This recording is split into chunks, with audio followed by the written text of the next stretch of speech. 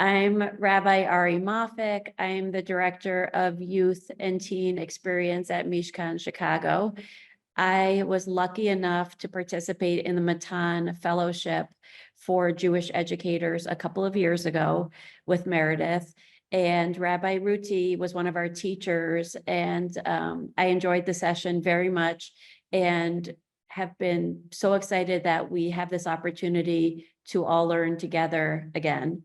And this is being recorded. It will not be shared on a public site. It will be a private link that we will send out to participants and those who signed up. But if you do ask a question that you don't want to be on the video, you can just let us know and we can edit that out. And I am going to turn it over to Meredith and Rabbi Ruti to share who they are, tell a little about Matan and how our program will run. I think staying on mute will probably be best for some of the teaching part, and then of course to unmute and be able to ask questions and have a discussion at the end. So I'm turning it over. Thank you so much. Rabbi Ruti and I are both really excited to be here. Thank you for having us. I am one of the co-founders of Matan, which began about 23 years ago. I'm a licensed clinical social worker and a special educator. Matan is based in New York, though I'm outside of the DC area, and Rabbi Ruti comes to us from the Boston area right now. And Matan is a nonprofit organization that focuses entirely on Jewish disability inclusion across the lifespan. So we do a lot of trainings of professionals and leaders and lay leaders. We work with communities to help them figure out how they could be doing how they could be more successful when it comes to inclusion and belonging for everybody, regardless of ability or disability. And you can check out more information. Our website is matankids.org. Rabbi Ruti and I have had the pleasure of doing a lot of work together over the years. Rabbi Ruti brings a really interesting, really brilliant perspective to just Jewish knowledge and to disability inclusion in general. Rabbi Ruti and I have written several curricular materials together. We created a teen training program for synagogue school madrichim, or teen assistants, that is written through the lens of inclusion. So it's to train all madrichim, written through a lens of inclusion, understanding that some of the madrichim may also have their own disabilities or neurodiversities. We've also written a training program for Foundation for Jewish Camp, which is shared with all of the camps in their network. And we've had the privilege really of working together on many different projects, many different writings of different sorts. And so we're really excited to share some of that knowledge with you today. Rabbi Ruti and I are going to approach this really as a conversation where we'll be in conversation with one another, and we will invite you to join in that conversation as well with any comments, questions that you may have. We will open it up for questions at a particular time, but it's a small group and you can also feel free to jump in. Rabbi Ruti, would you like to say anything else introduction-wise?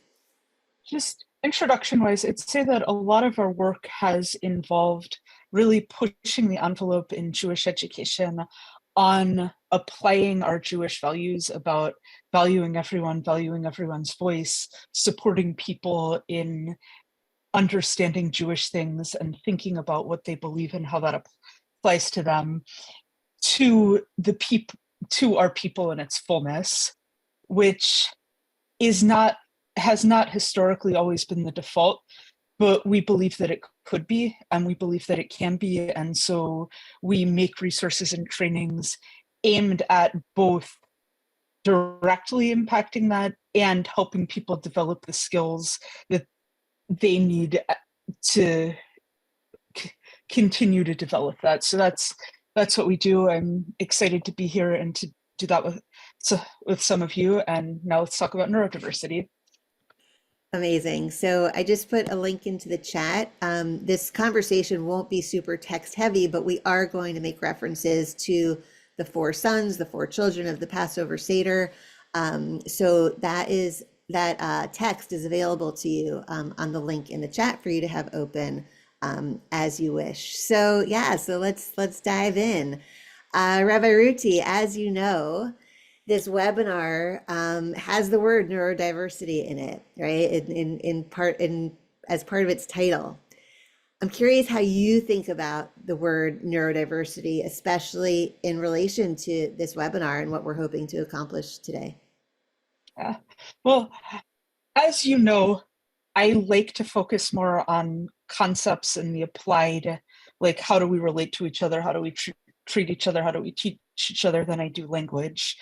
That said, I do think neurodiversity is a very useful concept. And what it means to me is that our brains are how they are. Everyone's brain is how it is. And we need to value everyone, and we need to create accessible spaces where everyone can be valued, everyone can have access, everyone can communicate, everyone can learn, everyone can teach, everyone is taken seriously. So to me, that's what neurodiversity is in general terms. And in specific terms, what it means to me is that we look at the specifics, both of where people are coming from, how different types of brains affect that, and how longstanding experiences with discrimination, both inside and outside of Jewish community, are going to affect perspective of what people are likely to be thinking, what people are likely to need support in saying. So in general terms, that's what it means to me. And now let's get into some more specifics. So I think that the specifics of what we do and how we do it always depend on like the specific things we're talking about in the specific context we're talking about them in.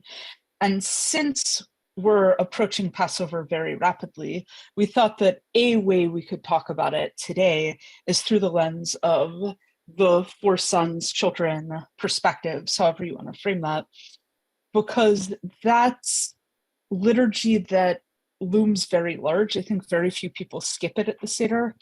And it's also a liturgy that can go to some difficult places for some of us.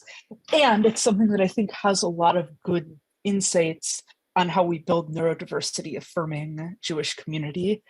So Yeah, absolutely. So in thinking about these four children, these four sons in the Haggadah, I feel like you said, I think most people don't skip it, and different people have different interpretations. And I think a lot of people talk about these four children as being four completely different kinds of people, where we somehow have to address each of them differently, right? Each of them in their own way, each of them in an entirely different way. Is that how you see them, Rabbi Ruti, or do you see them some other way? I mean, I would say yes and no, because I think that there are a lot of differences in where people are coming from. And I think that, but I do think that a lot of this is about perspective, values, and choices more than it is about innate attributes. And that all of us have the capacity to be most of these things in some context to some degree or another. And so I want to talk about it through the lens of like how it's about perspective and how certain kinds of disabilities can affect that perspective. So, and at this point, if you'd like to follow along, I'm going to look at the text thumb. There's a link in the chat. And this is the four sons. I always struggle with how to translate this. The reason I tend to do sons rather than children, even though I think this is gender neutral, is that children makes this sound like it's about little kids. And I think that a lot of this is much more applicable to older kids, teenagers, and adults. So I want us to be thinking about this in an age neutral way, which is why I'm going to say sons.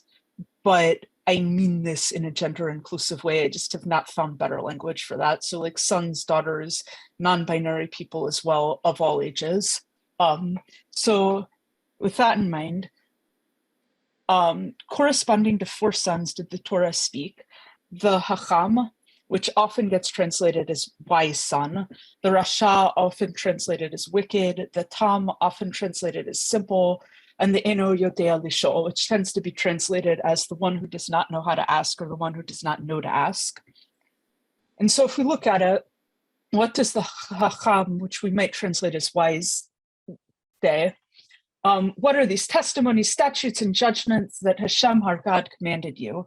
And accordingly, you will say to him, all the laws of Passover, even we may not eat an afikomen after we are finished eating the Passover sacrifice, which in the context of we're not offering the Passover sacrifice and we're not likely to, this is a pretty nitpicky detail to teach a kid or an adult or like any learner. And so one thing that I think coming from autistic perspectives is interesting about the Hacham is that including the Hacham can actually be kind of fraught.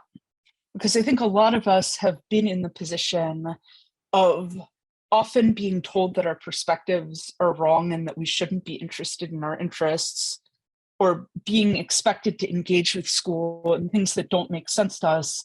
And then suddenly something will make sense. It will be fascinating. We'll want to ask all of these like nitpicky, detailed questions about like the topic, and somehow that's also wrong.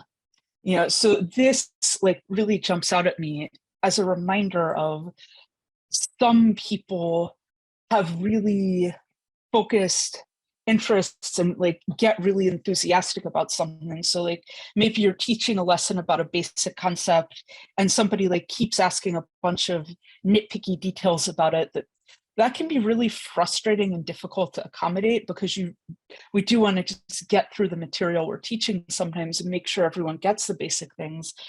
And like, we don't want to crush people who have this like very specific type of interests and enthusiasm and way of expressing that.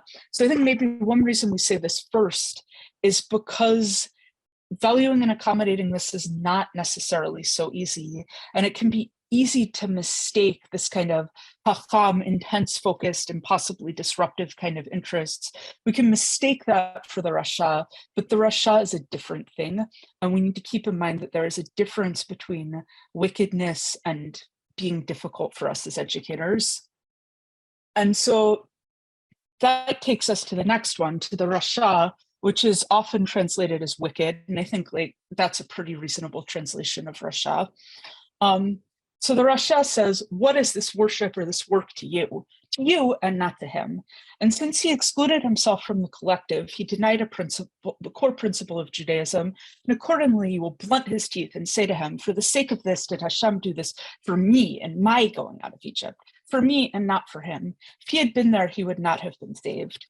And I think that a lot of this can be difficult liturgy for a lot of us, just because we don't want to say kids are bad kids. We don't want to bow to pressure to say that kids are bad kids. And so I think that sometimes we want to interpret this as saying like, well, yes, some kids are disruptive or some adults are disruptive, but the response here is wrong. And I think that's a legitimate interpretation, because I do think that this is not an appropriate way to talk to kids who are having a hard time. It is not an appropriate way to talk to people who are like challenging us in good faith. Like, it is developmentally appropriate for, say, teenagers to question everything we tell them and to push back on stuff. And this is not how we should respond to teenagers who do like perfectly developmentally appropriate, like thoughtful things that are just a little difficult, because, you know, it can be hard to work with people who are in that frame of mind. But I don't want to totally abandon the concept of wickedness or of talking about people who have like pushed themselves out of the community in bad faith, because I do think this is a real thing. And I think that thinking about the ways in which it's a real thing can also help us to avoid responding to somebody as though they're the Rasha when they're not. So what do I think really is the Rasha? Well, I'm a woman with a Twitter account. So I get a lot of people yelling at me in bad faith about stuff or trying to derail, calling me all kinds of names, just acting in manifest bad faith in ways that are sometimes overtly like slur laden, but sometimes a little more subtle. And I think that especially for those of us who have marginalized identities, who are like women, who are queer, who are disabled, like we deal with a lot of bad faith. And having the skill to distinguish things that are in bad faith versus things that are challenging in good faith is just really a core educational skill and something that we kind of need to think about in an ongoing way. And I would say that one example of bad faith that I think really fits this pretty literally is, you know, some of us kind of have to fight to stand our ground for our right to be in Jewish community and our right to be taken seriously as Jews or even just as human beings. And I think that when our perspective is different or our needs or interests are different, a lot of times people will say to us, well, what is this to you? As though we're not part of it. And since we are the community, all of us, people who do that say, what is this to you? Who do you think you are? They're actually separating themselves from the community. They're separating themselves from the community in ways that like really do interfere with all of our ability to be rescued from danger, because being rescued from danger depends on our solidarity, interconnectedness, and mutual respect. So I think like the Rasha is not somebody whose existence is disruptive to a bigoted status quo. It's like, you know, it's somebody whose bigotry separates them from the community and tries to separate others from the community. So that's a couple of ways I look at it. And I think that, you know, knowing where this applies and where it doesn't really can help us to show up for our people in appropriate ways. And then there's the tam. What does the tam say? This is often translated as the simple son, child, person. It could also be translated as innocent or straightforward. And the tam says, what is this? And you will say to him, with the strength of God's hand, did Hashem take us out from Egypt, from the house of slavery? And I think that it can, accommodating simple, basic questions is important and often easier said than done, because asking a question when you think everyone else knows the answer can be really hard. And creating an environment where there's this sense of safety, where it's okay to ask questions, and even if you're right that everyone else knows, then that doesn't mean that you're doing something bad, because we want people to want to learn. And I think that, you know, being mindful, one way to think about accommodating this is being mindful of who's getting laughed at, because people who ask questions that seem basic are often like either treated as though they're making a joke or as though asking that question is laughable. And one really powerful thing you can do in a leadership position is if somebody gets laughed at, you wait a few seconds for everyone to stop laughing. You wait a couple more seconds to make them feel uncomfortable. And then you turn to the person who asked the question and you take it seriously. Like you say, oh, I think you were asking about whatever you think they were asking. Am I getting that right? Let's talk about that. And then you make the right people uncomfortable in that situation. You make the point without it being a fight, and then you just move on. That kind of thing happens a lot. It happens a lot to especially to people who either have or are perceived as having intellectual disabilities, who are like trying to be taken seriously as adults. And we have the power to deflect that. And if we choose to, it changes the power dynamics pretty dramatically. So like, you know, making sure that we're making space for that question, that we're making the space safe, and that when the space becomes unsafe, we do something about it, because it happens. Another thing we can do is if we think people have a question and aren't comfortable asking it, we can ask it, because that also opens up space.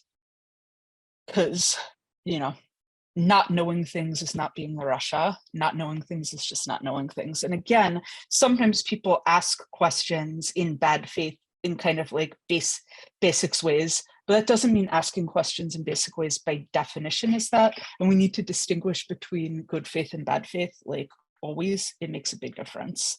And regarding the Eno Yodea Lisho, the one who does not know how to ask, or you could also translate it, the one who does not know to ask, you will open the conversation for them, as it is stated, and you will speak to your child on that day, for the sake of this, did Hashem do this for me in my going out of Egypt? So this is another one that I think we could interpret in a number of ways. One is kind of that not everyone's going to feel comfortable asking their questions. Not everyone's going to know that it's safe to ask questions. And making a space where people like know that their voice will be valued and that we want to hear from them, even if that looks different, maybe even especially if that looks different from how a lot of other people's voices are, that can take years. It's not something that we can create by fiat just by saying a space is safe. And honestly, trying to order people to feel safe in a space is a good way to ensure that they don't, because we don't have the right to insist that people trust us. We don't know whether we're trustworthy. That's their call. Luckily, Passover is something we do over and over and over. So we have time to create that over time. And another way we could interpret the one who does not know how to ask is that not everybody has a reliable method of expressive communication. And people who don't have reliable means of expressive communication are people who have thoughts, feelings, perspectives, and the ability to learn. So we don't wait until somebody can demonstrate knowledge or the ability to ask questions before we start teaching them. Like, we start teaching them because everyone in our community deserves to learn. And, you know, we start with the basic things. We don't end there. We teach everything, but we do make sure that we're opening space and that we're not waiting for people to have clear expressive communication before we're clear about our willingness to teach them and our work to teach them. So that's sort of my summary of how I see the not the 4 questions, although that could be a whole nother webinar, the 4 children, sons' perspectives from a neurodiversity affirming perspective, and onward.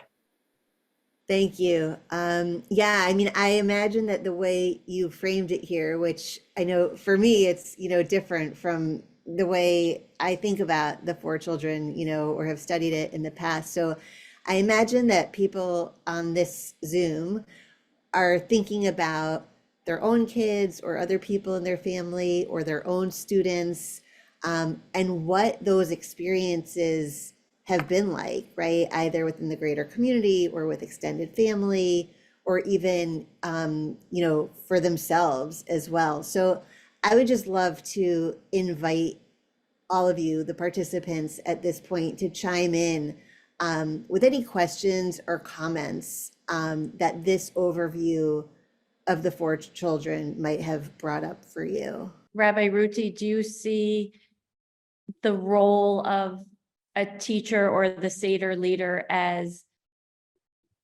moving children along or moving these 4 participants in a growth way, or what's the responsibility of the teacher Seder leader in that way? Yes, just backing up a little, I'm always a little uneasy about the concept of gifts when it comes to disability. Because I often hear this invoked in a way that like can end up implying, I think very inadvertently, that,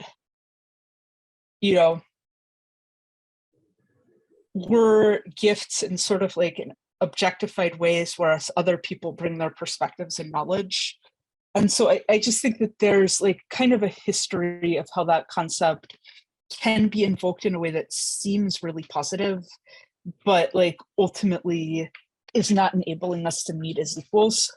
So I just have kind of a visceral reaction to that concept. That said, just like frame it a little, I would say that like I see my body and my brain as gifts from God. I think everyone's is. The things I do with it are gifts from me. And I think that like making sure that we hold that for everyone in our communities can be, I think, what you want to do. Like, I trust your values. I think it's somewhat countercultural, and it's a thing worth thinking about how to do on purpose.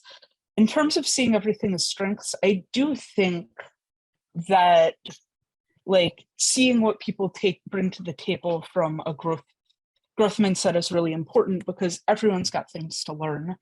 I do think I would make a partial exception for the Rasha, because I think that when somebody is acting in really serious bad faith or acting hatefully, like, I want everyone to do tshuva, I want everyone to learn, but when somebody is acting in like manifest hateful bad faith, I think the thing that I most want to teach in that moment is that this is a space in which that will not be tolerated. Which I think is sometimes the best thing for them to learn, but it's certainly the best thing for the people whose bigotry, who are having their bigotry directed at them to learn that like, there are things that we will not tolerate. There are things that are not acceptable, because we want to make space where hate does not flourish. So I think that said, only the Rasha is the Rasha. Everything else is just potentially difficult. So I'd say that like, there's real value in creating space for depth and unexpected detailed questions. There's real value in really thinking about the basics and really responding to the basics, and going deep. And there's real value in making sure that we're seeking out the perspectives of people to whom participation might not come as easily. And so like, yes, absolutely, thinking about like how we're responding on all of those levels, and how we're not like, anything that's unexpected can feel uncomfortable.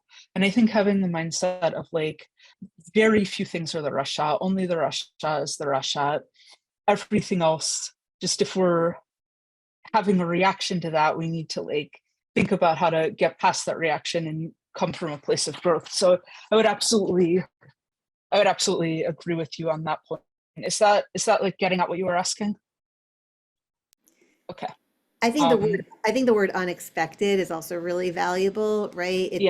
It's not placing judgment, good, bad, otherwise, right? Yeah. It's like, oh, we need to step back for a second and think about, what this means and how we're going to approach it. So right. Like but like there are some contexts, like special ed contexts, in which unexpected takes on a judgmental valence. So I just want to name that I don't mean it that way. I just mean in the neutral sense of like, when we're leading or teaching, our students can throw us some curveballs, and developing our skills of both like responding to curveballs constructively and sort of afterwards thinking about, okay, is there a reason, how can I see that kind of thing coming? Because I think every unexpected thing we learn from our students teaches us about the range of perspectives that exist. And sometimes like, if we keep updating our sense of like what perspectives people might have, how questions or concepts might land for people, like, then we can develop our muscle memory and have like a broader repertoire. But there's always going to be curveballs. There's always going to be things that either we don't anticipate or that other people in our rooms of people we're teaching don't anticipate, and how we respond to that really matters. And assuming that starting from the presumption that something valuable is happening and that the perspective they're bringing is important really opens up some cool possibilities. So yeah, absolutely. And I think in terms of like a family Seder, let's say, right, like some of those unexpected things might come from, the aunt, the uncle, the grandparent, right, who doesn't necessarily approach things in the same way, or Right. had this kind of conversation, right, where there may be, different elements of the four sons, at the Seder asking questions in certain ways, and their reactions may be the things that are unexpected.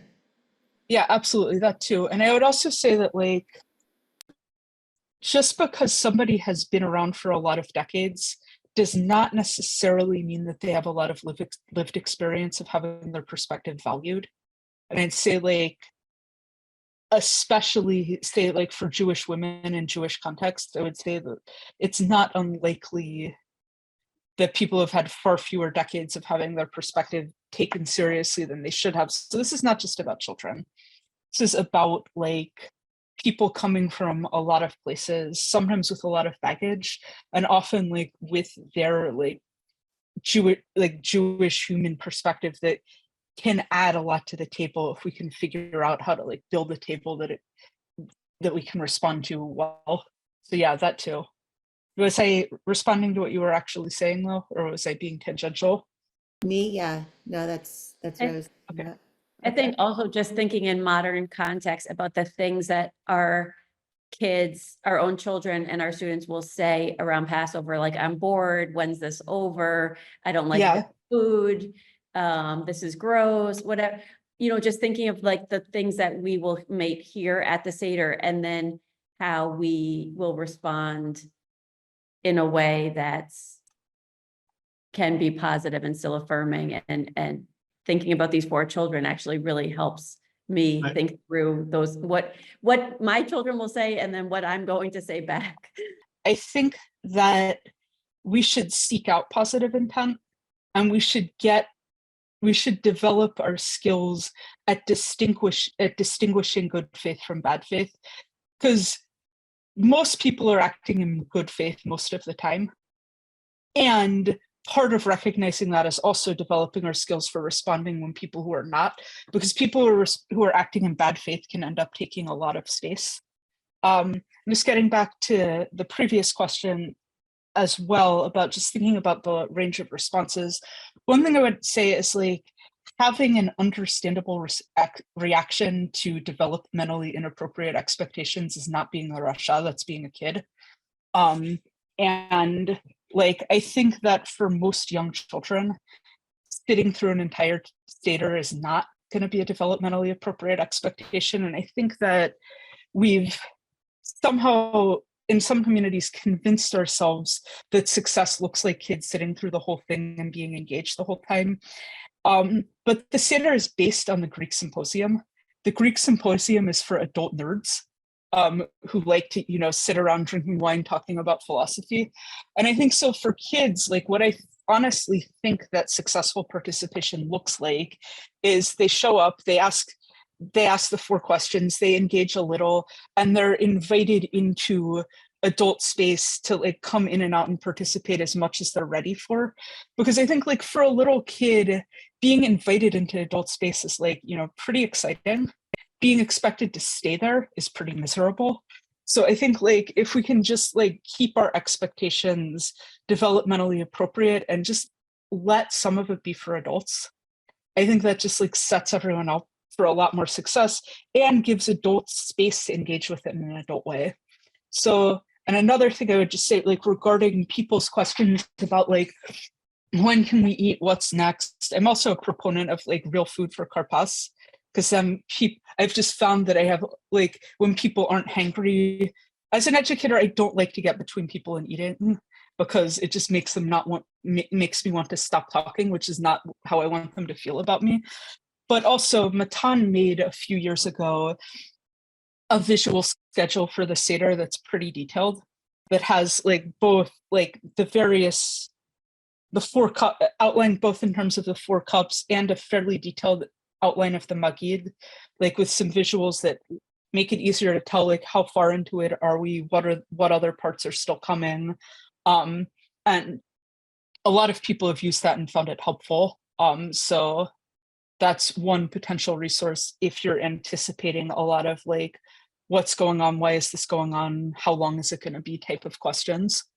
Yeah, it fits very well in with the idea, that we know as educators and sometimes as parents, right, that visual schedules are super helpful, that we all do better when we know what to expect, right? And I think sort of what Rabbi Ruti is referring to, sort of like this visual marker of time, right? And Yeah. and this idea that like we're not expecting everybody to maintain their attention and involvement, you know, at level 10 for the whole time. But we can look at the things, you know, that it's okay. Like if people drift off, but then we know like, oh, but this is going to be like an interesting part and we want their input and feedback and conversation, right? People can plan for that when they see it in front of them, but not be expected to stay up here, you know, the whole entire time. So I think it's a really good point. Yeah. And I would also say, like, another thing, just getting back to the question about assuming good faith, another way I would put that is in terms of affirming good faith. Like, because a lot of people who are acting in good faith are not necessarily going to be treated as such and are not necessarily going to be respected by default, especially like people who are coming from marginalized perspectives, especially people who have trouble communicating from those perspectives. And I think that, like, if we're very careful about affirming good faith when we see it and making it clear that we see it to other people, I think that that can be pretty transformative in terms of like the kinds of spaces we're creating and the kind of voices we're supporting. Yeah. One of the things that came up, Rabbi Ruti, in our conversations together that I just jotted down, it was something you said, and it was seeing people as having moral capacity is important to seeing them as people. Oh yeah. And I would say, like, this is another way I sometimes talk about the Rasha. It's like I could do this presentation on this topic for like infinity long, so I didn't get to everything. But I would say that seeing somebody as having the capacity is like part of seeing them as like fully human, fully in their perspective. And like the thing I hate most is when people are like, oh, autistic people are like so straightforward and like can't lie and are like so genuine. I'm like, no, people are people. There's the whole range of like perspectives, good faith, bad faith, and moral capacity. And likewise, like that's a really degrading thing that a lot of people will say about people with Down syndrome. Like, oh, they're so happy. Like, no, they have the full range of emotional and moral capacities that everyone else does. And like, it's very degrading to treat somebody as acting in bad faith when they're in fact acting in good faith, but it's also really degrading to treat someone as incapable of acting in bad faith. Because if they can't act, because it also ends up undermining our ability to see them as having like nuanced, deep perspectives at all, which is, you know, not how people are, especially older kids, teenagers, and adults. Like people have moral capacity and we need to make space to hold that, which means that sometimes there's an element of judgment involved, and that's okay. Like the problem with judging things is judging them wrong or judging them harshly or putting people on the wrong side of it. But there is space for moral judgment. And that's like, I think, an element of respect, honestly. I think it goes back to something you said early on, right? That this is more about values than about attributes. Yeah. And, you know, it can be a little bit about attributes too, like, because I think that, you know, some people perhaps do have like innately more of a disposition to ask one type of question than another.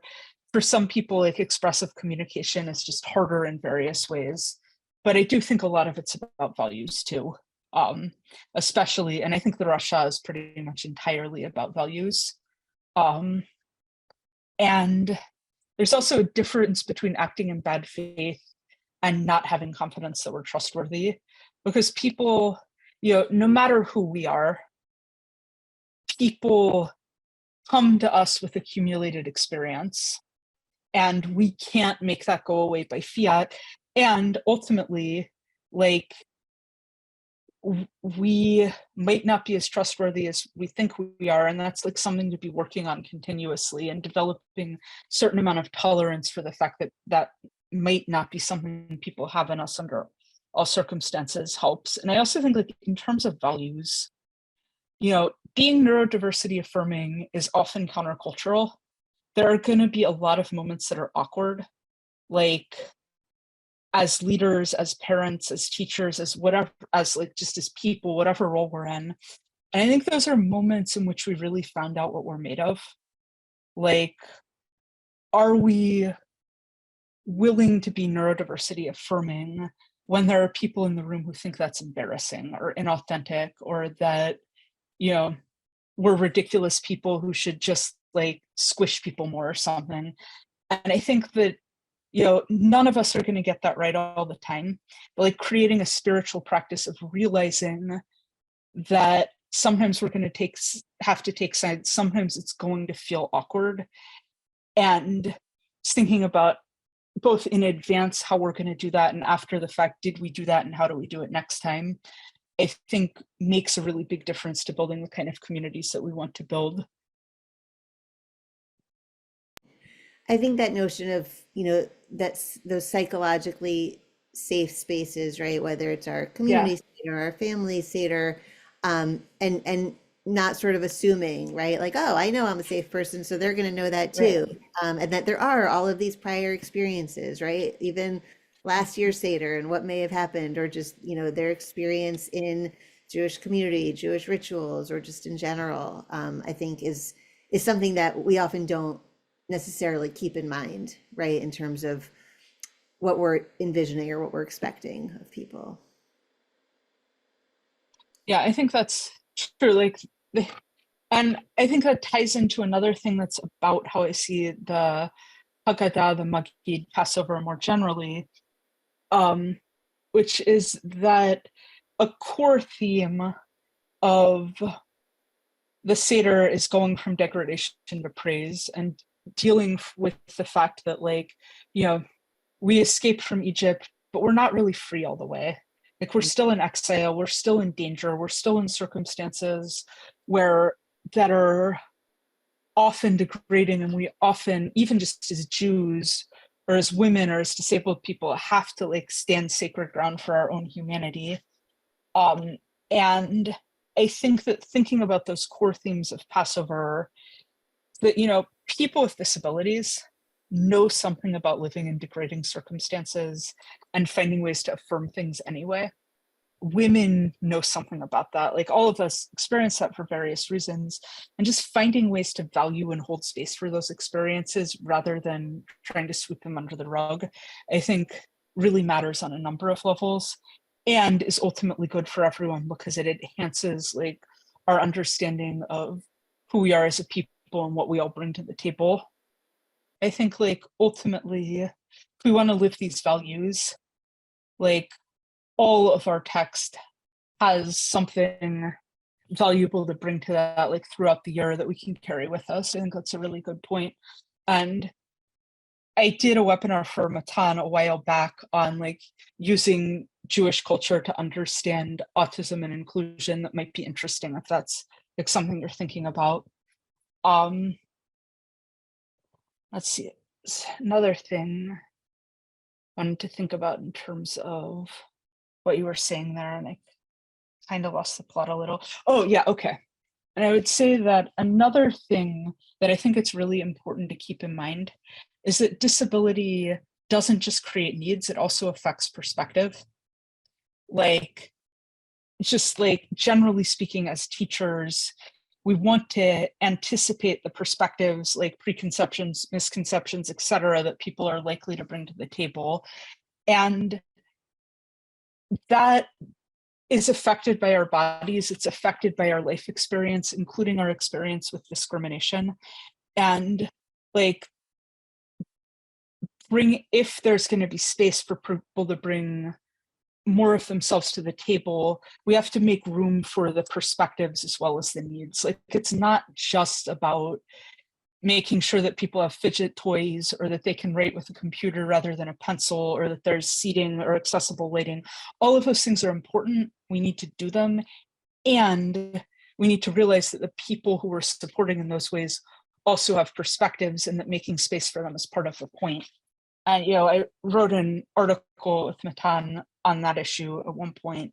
And one of the things to keep mind is like the metaphors and the language we use. Like, say Moses is someone who had trouble speaking, well, could potentially have a different meaning for somebody else who also has trouble with speaking or expressive communication. And we need to be prepared to handle that constructively and to open space for talking about that, or for like it being okay to have different relationships to stories and to have thoughts, for it being okay for people to feel a way about discrimination or partial access, or like not knowing if we really mean it about them being welcome, and all of that. Like, I think that and again, I think that remembering that people with disabilities have perspectives as well as needs, and that it's okay that disability informs perspective, like, is really critical, much harder than it sounds. And it's something that with Matan, I've like really tried to weave into trainings a lot. And it's like, it's something that I think we need as a spiritual practice, and that we need to teach each other and work with each other on. So yeah, yes, and. Well, what a gift this was. Thank you so much for the time planning and thinking about this and sharing your Torah. And I think that, you know, we'll be able to send out the link to everyone who had interest. And if you know other people who you think would like to hear this conversation, we can, you know, have them learn from Rabbi Ruti as well. So I think it will reach more people as well too.